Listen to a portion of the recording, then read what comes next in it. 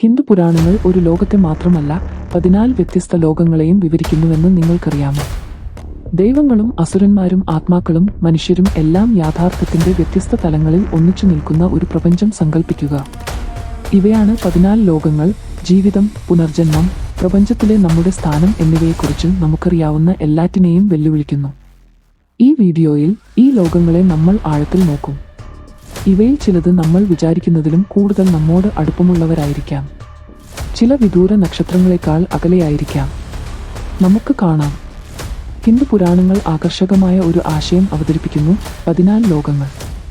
ഇവ മെറ്റാഫിസിക്കൽ മാത്രമല്ല, ജീവിതം, മരണം, യാഥാർത്ഥ്യത്തിന്റെ സ്വഭാവം എന്നിവയെക്കുറിച്ചുള്ള ആഴത്തിലുള്ള ആശയങ്ങൾ പ്രകടിപ്പിക്കുന്നു.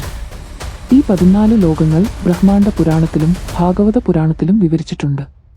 ഭൂമിയിലേക്കുള്ള ആദ്യത്തെ 7 ഉയർന്ന ലോകങ്ങളെ വ്യാഹൃതികൾ എന്നും താഴ്ന്ന 7 ലോകങ്ങളെ പാതാളം എന്നും വിളിക്കുന്നു. അവ ഓരോന്നായി ഇവിടെ നോക്കാം.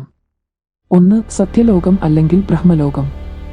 ഏറ്റവും ഉയർന്നതും ഏറ്റവും പവിത്രവുമായ പ്രദേശം, സൃഷ്ടാവായ ബ്രഹ്മാവിന്റെ വാസസ്ഥലം. ജ്ഞാനോദയം നേടുന്നവരുടെ അന്തിമ ലക്ഷ്യമായി ഈ ലോകം പലപ്പോഴും കാണപ്പെടുന്നു. അത് സത്യത്തിന്റെ സ്ഥാനത്തെയും ആത്മീയ പരിണാമത്തിന്റെ പരകോടിയെയും പ്രതിനിധീകരിക്കുന്നു. 2. തപലോകം. കഠിനമായ തപസ്സിന്റെയും മണ്ഡലം. കഠിനമായ ധ്യാനത്തിലൂടെ മോചനം തേടി മഹാമുനികളും സന്യാസിമാരും ഇവിടെ ഏകാന്തവാസത്തിലായിരുന്നു. ഇത് ആത്മീയ ശുദ്ധീകരണ സ്ഥലമാണ്. 3. ജനലോകം. ഋഷിമാരും പണ്ഡിതന്മാരും വസിക്കുന്ന പ്രദേശം. പ്രാപഞ്ചിക വിജ്ഞാനത്തിലും പ്രബുദ്ധതയിലും പ്രാവീണ്യമുള്ള കോസ്മിക് ശാസ്ത്രജ്ഞർ ഇവരാണ്. ഇവ ലൗകിക ശല്യങ്ങൾക്കപ്പുറമാണ്. 4. മഹർലോകം.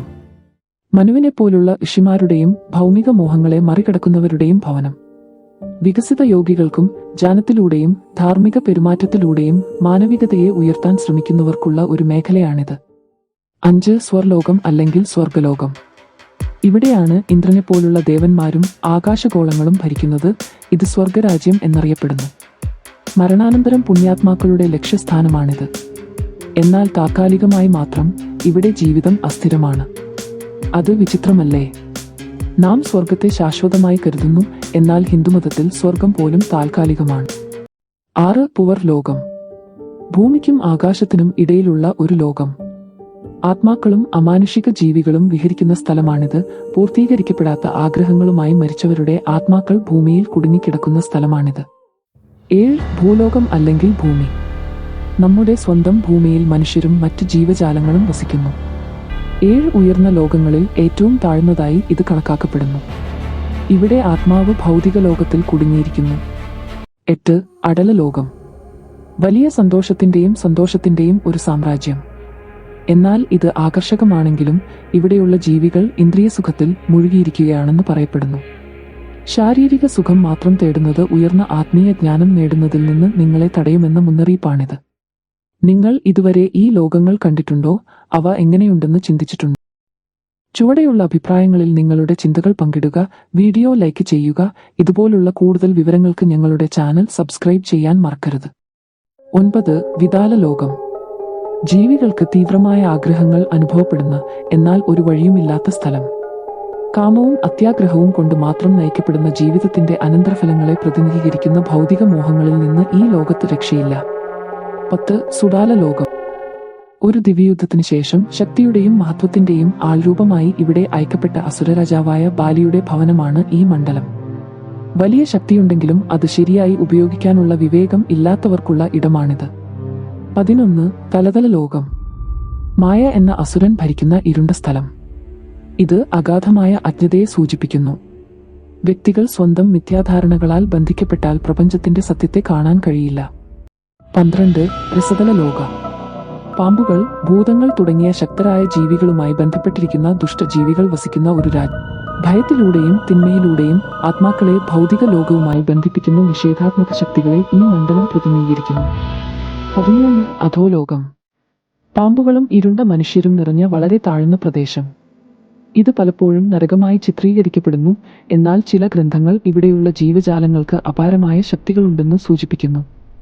ഇവിടെ ഏറ്റവും താഴ്ന്ന മണ്ഡലത്തിൽ നമുക്ക് വലിയ മറഞ്ഞിരിക്കുന്ന ശക്തികൾ കണ്ടെത്താൻ കഴിയുമോ? 14. അതാണ് ലോകം.